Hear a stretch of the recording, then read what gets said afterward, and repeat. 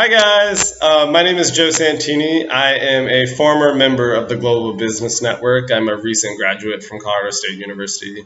I say recent, but it was like a year ago. So I'm a graduate, and I'm currently working abroad in Sri Lanka. So I'm going to just answer a couple questions for you guys, talk about the realities of working abroad, and maybe shed some insight. So, hi guys, I miss you.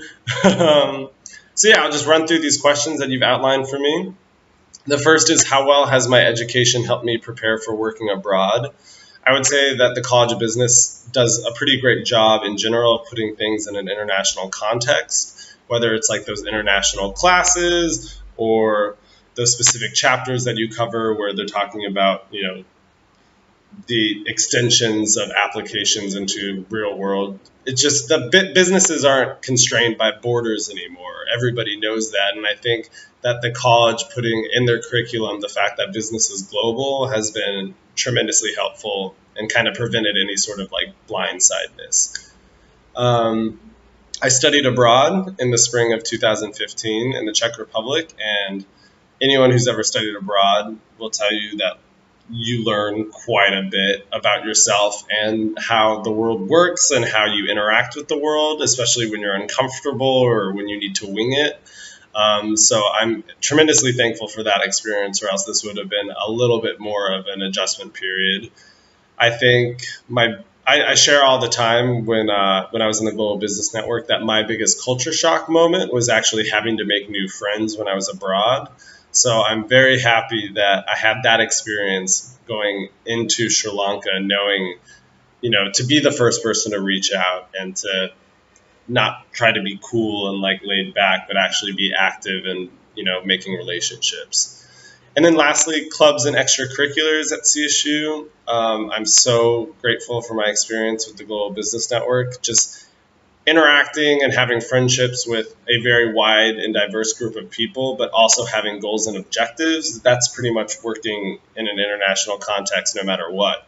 So I'm very happy for that experience, and just mentoring exchange students, just exposing yourself to different people and backgrounds is, it's going to make everything easier down the line, no matter where you are. So what resources did I use? My story is a bit interesting because even though I really heavily used the Career Management Center and I pestered my academic advisors for the years leading up to my graduation about working international jobs and careers, and I really recommend that you do that and have those conversations early. But I just had a friend of a friend that I saw on Facebook was working at this company, and I reached out to her and she got me connected with the owners. And I was in contact with them from March until November until I got offered the position. So don't be afraid to kind of pester and be annoying, because you're either going to get the job or you're not going to get the job. So I probably send these people an email every 2 weeks, just like, hey, remember me? Like, oh, I just updated my resume. Why don't you take a quick look at it? So yeah. And also don't get discouraged, because the first real big international job that I applied for that I thought I had in the bag, I didn't get. And so I was so bummed, and I probably pulled back from any sort of career search for a while. So just understand the realities of, for companies to sponsor you, visas. Working abroad is just a difficult situation for employers and employees. So just be patient and almost relentless, and you'll get there, I promise. So the pros and cons. This is, I could probably talk for 30 minutes about this. I can't even really scratch the surface of all the pros and cons, but I'll try. I think my time in Sri Lanka has probably been, I've never had more highs in my life. I've never felt like more low. I've never cried more in my life than I have while I've been in Sri Lanka. I feel like I kind of have this manic existence over here, which is awesome because I really truly do feel alive most days.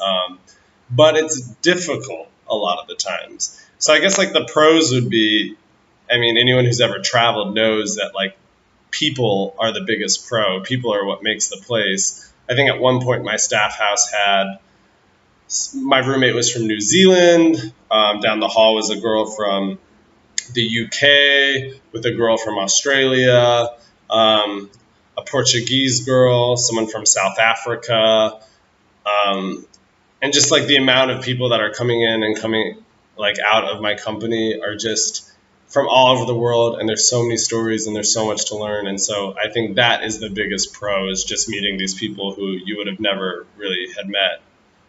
I think you learn very quickly. I don't think that's specifically, abroad. That might just be everyone's first job out of, college, but you have to learn very quickly and you have to kind of hit the ground running. You can't really, take too far of a step back or be very passive with your work.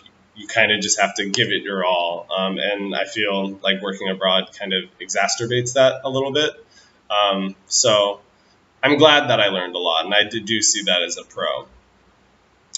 And then the other pro that I want to touch on is that everything is a little bit of an adventure, which is kind of fun. So, what you do in your free time and even just going to a restaurant, that is very much atypical. And you're driving on the left side of the road to go to a shop that you really don't know what you're eating, but, it looks good. It's just, the lifestyle is just a bit of an adventure, and I think that's amazing. Some of the cons, I think the most obvious one is you forgo a lot of comfort. So I don't have hot water over here. I don't really have clean clothes all that often. I don't have goldfish, the crackers, which anyone who knows me is like my biggest thing in the world.